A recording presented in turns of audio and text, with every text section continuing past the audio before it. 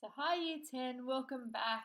Obviously this is the second video in the Smart Dance series. So you've done S, which was strength, stretch and stamina. And now we're moving on to M, which is maintenance. So when we're looking at maintenance, we're talking about the maintenance of the body. And we're talking about total body maintenance. So we're looking at your diet, we're looking at fitness in general, in particular cardiovascular fitness, and we're also talking about the avoidance of any hazardous exercises, so any exercises that we would call unsafe dance practice. So that could include stuff like full neck rolls, so going around the back to full range, going into full plies in an unsafe alignment, sustained forward flexion of the spine, meaning that you're going forward for a really long period of time, and as mentioned in the first video, things like ballistic stretching. The main thing that we're going to focus on under M for maintenance is the idea of diet and weight management. Now, I need to preface this by saying that when we talk about diet, we're not talking about going on a diet. We're talking about the actual nutritional food and that we're eating to best fuel ourselves as dancers. So diet's really important. So what we eat as dancers is really important to our success as a dancer. So for good nutrition, we should be ensuring that we're having enough calories, so enough food, because calories are the energy inside our food. So we need to have enough calories so that we have enough energy to expend with our dancing.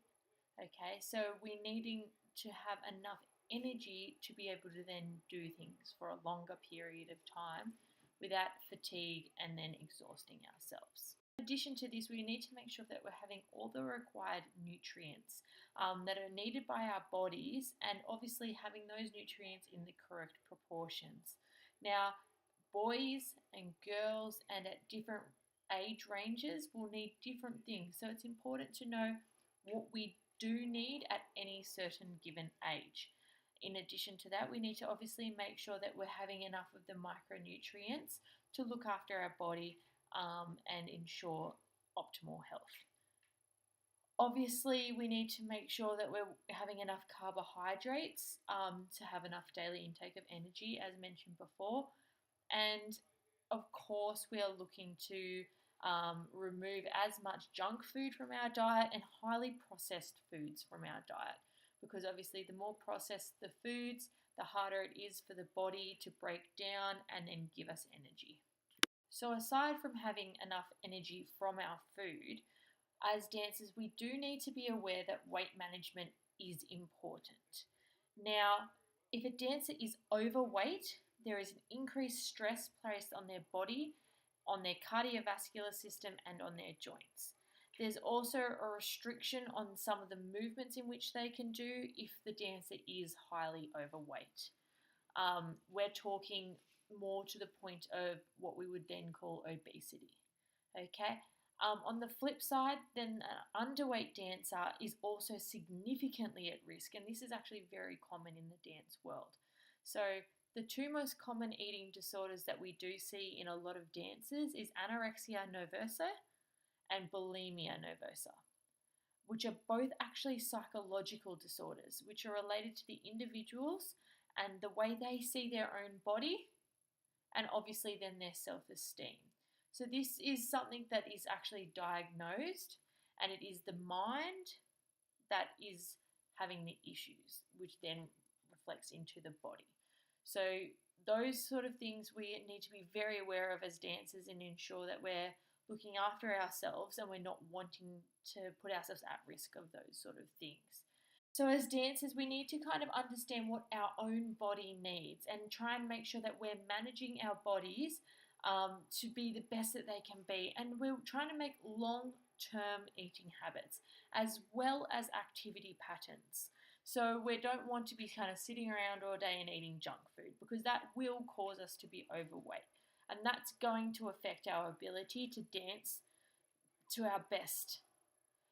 On the flip side, we don't want to be doing so much and then not having enough fuel to match it, because then we go into a point of overexertion, and our body will not be able to cope with the amount of effort that it has to put in.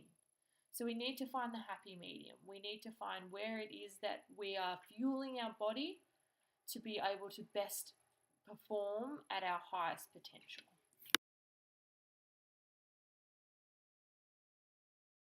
So as teenagers, you guys are growing. So you need a lot more food than perhaps an adult will need. So it's important to understand that you are eating enough food in your school day or your normal day. And those foods are nutritious foods that are going to fuel you to best perform in dance or whatever your chosen sport or even just general life is. The more food that you have, obviously, the more energy you have. It will also help you focus in the classroom and get your schoolwork done, which is always a benefit, of course. So, how do you know?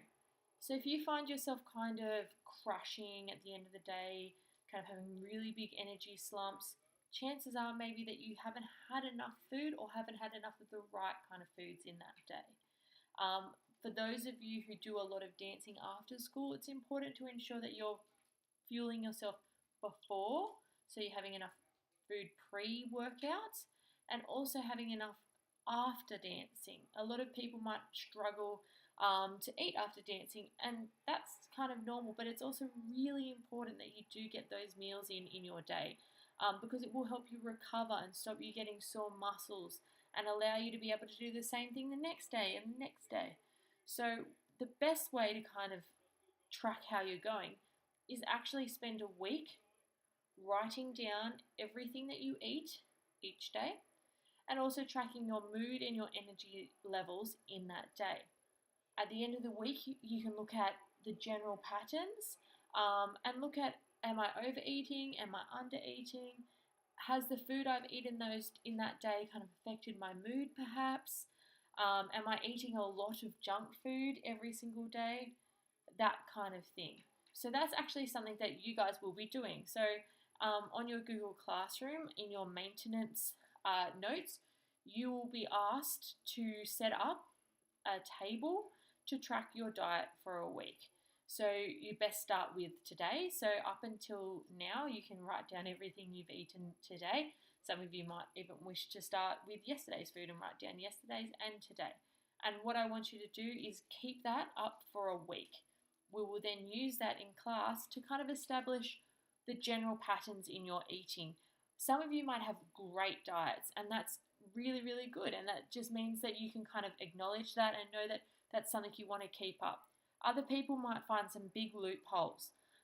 In the past, we've found that a lot of people aren't eating enough or aren't eating in regular intervals during the day.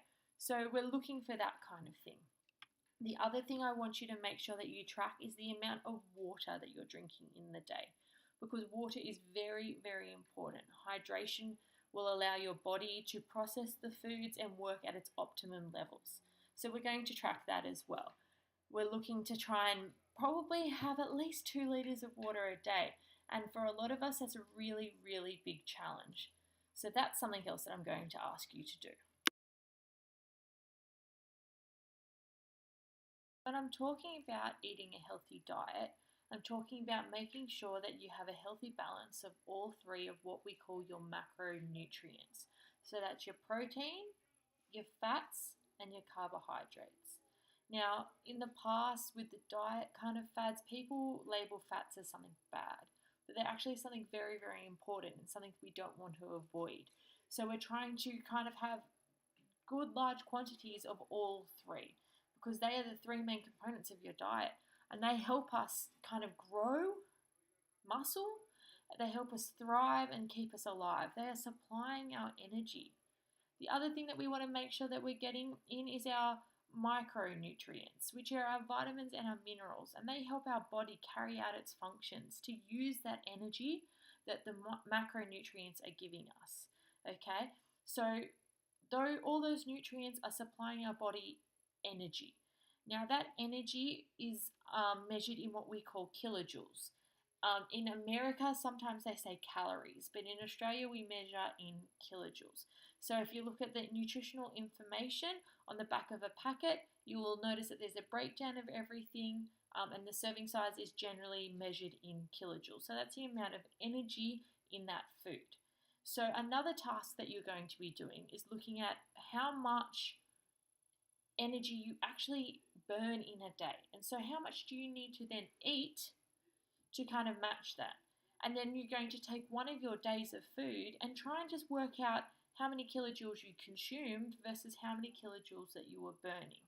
Obviously, you're kind of wanting to match what you're burning with what you're eating. If you have too many kilojoules, then generally that will cause you to gain weight. If you're not having not enough, then you're losing weight and not having enough energy to run your body to its best capacity.